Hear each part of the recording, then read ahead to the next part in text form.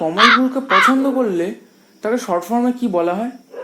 আমি আর কি জানি, ও বাবাকে জিজ্ঞেস কর না। আমার মাথা খাচ্ছিস কেন? দাঁড়া, বাবাকে ডাকছি। বাবা, ও বাবা।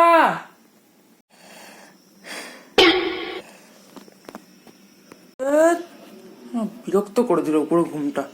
সকাল সকাল আপদ বালাইগুলো কি হয়েছে? হ্যাঁ বাবা, ভাই জিজ্ঞেস করতে যে কমল ফুলের কমল ফুলকে পছন্দ করলে নাকি এটা কোনো শর্ট ফর্ম হতে পারে। শর্ট ফর্মটা কি গো, একটু বলতে পারো?